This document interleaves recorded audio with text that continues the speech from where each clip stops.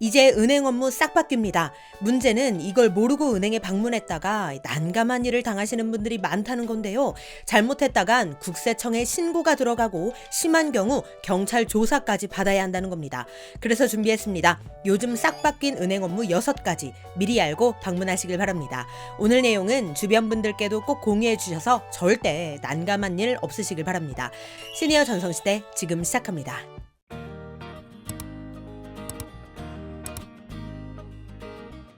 안녕하세요. 시니어를 위한 꼭 필요한 정보 시니어 전성시대입니다.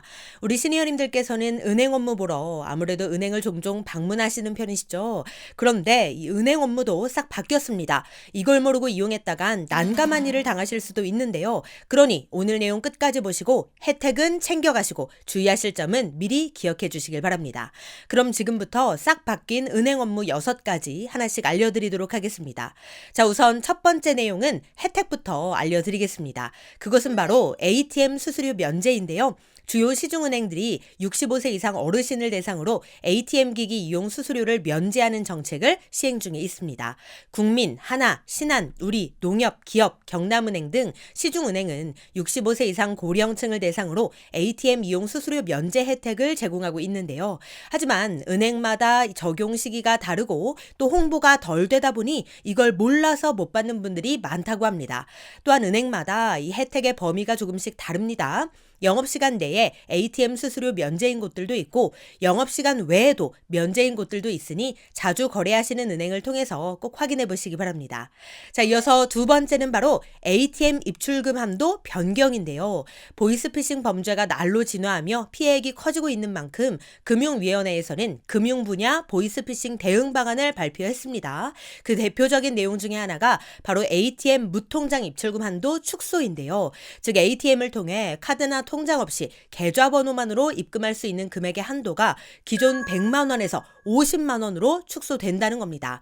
또한 이렇게 무통장으로 입금해서 보낸 자금을 현금으로 출금하는 것도 1일 300만 원 한도로 제한되는데요. 왜 그럴까요? 그 이유는 바로 ATM 무통장 입금을 통해 대면 편취한 자금이 범죄 조직 계좌로 흘러가는 수법을 막기 위한 조치입니다. 즉 ATM을 통해 전달받는 형태의 보이스피싱을 예방하기 위한 목적으로 ATM 입출금 한도를 줄인다는 거죠.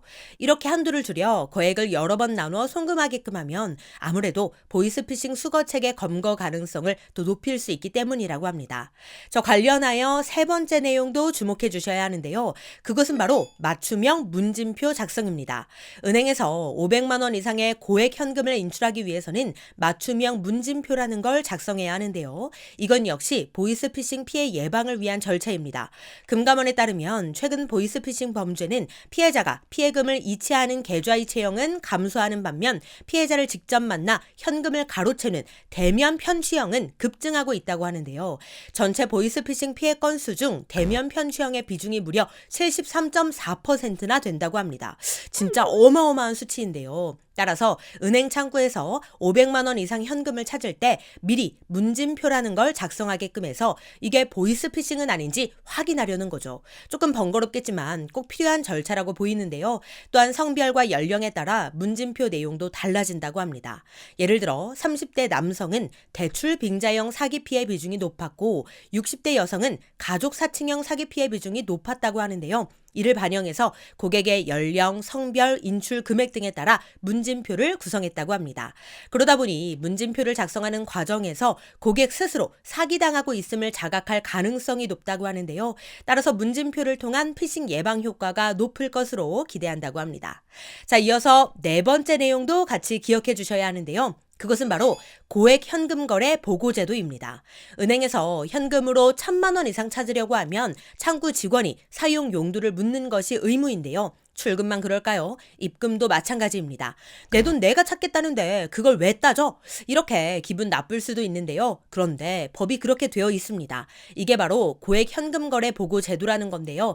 1,000만 원 이상 입금 또는 출금을 할 경우 은행에서는 금융정보분석원에 보고를 해야 합니다. 물론 계좌이체를 하는 경우는 보고 대상이 되지 않습니다. 그러나 현금으로 입출금하거나 수표를 현금으로 교환할 경우 보고 대상이 됩니다. 정확한 절차는 이렇습니다. 있습니다.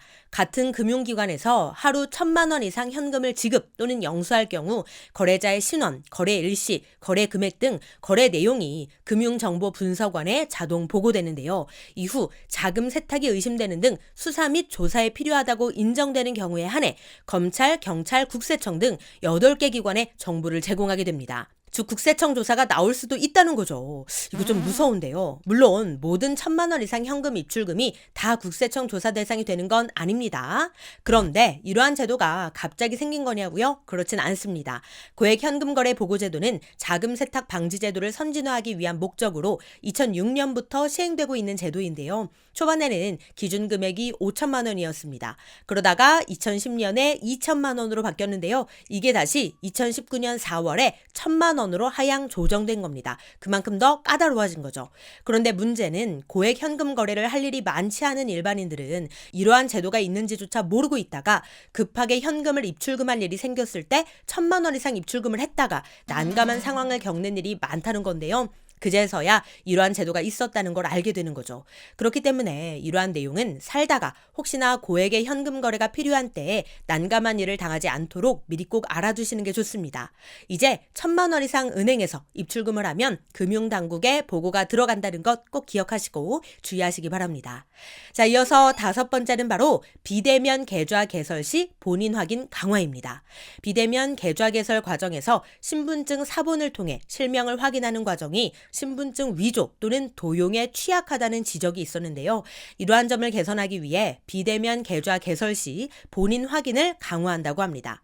신분증 진위 확인 시스템으로 신분증의 진위 여부를 검증하고 만약 이 시스템을 통과하지 못하면 신분증 사본 제출 방식 외에 다른 2개 이상의 확인 절차도 거치게끔 하는 건데요. 추가로 안면인식 시스템을 개발, 도입한다고 하니 이 점도 참고해 주시기 바랍니다. 이뿐만이 아닙니다. 비대면 계좌 개설을 통한 오픈뱅킹에 가입하면 3일간 오픈뱅킹을 통한 이체도 차단한다고 합니다. 즉 계좌를 개설해도 3일 동안은 이체가 불가하다는 거니 이건 미리 알아두시는 게 좋겠습니다. 자, 마지막 6번째는 은행 방문 예약 서비스인데요. 은행에 가서 가장 불편할 때가 바로 번호표를 뽑고 한참을 기다려야 할 텐데요. 그런데 이제 그렇게 기다릴 필요가 없습니다. 은행도 예약이 가능하기 때문이죠. 그런데 이걸 몰라서 그냥 가서 무작정 기다리는 분들이 아직도 많습니다. 대신 은행 방문 예약 서비스를 이용하기 위해서는 인터넷 뱅킹 또는 스마트 뱅킹을 이용 중인 분들이 가능합니다. 인터넷 또는 스마트폰으로 은행 앱에 들어가서 로그인을 한 다음 영업점 방문 예약 서비스를 이용하셔야 하기 때문이죠. 예약을 하고 은행에 방문을 하면 기다림 없이 바로 이용하실 수 있습니다. 단, 먼저 온 고객의 업무를 처리 중일 때에는 당연히 기다리셔야겠죠. 하지만 이 서비스에 아쉬움도 많은데요. 상대적으로 시니어님들께는 조금 불편한 기능이지 않나 하는 아쉬움도 있네요. 앞으로는 시니어님들도 차별 없이 편리하게 이용하실 수 있는 다양한 편의 기능들이 많이 생겼으면 좋겠습니다. 네, 오늘은 싹 바뀐 은행 업무에 대해 알아봤는데요. 대부분 보이스피싱 범죄를 예방하기 위한 대책들이었습니다. 그만큼 범죄 피해가 심각하다는 거겠죠. 아무쪼록 해당 내용 잘 기억하시고 우리 시니어님들께서 은행 업무 보실 때 불편함이 없으셨으면 하는 바람입니다. 그럼 오늘도 편안한 하루 보내세요. 감사합니다.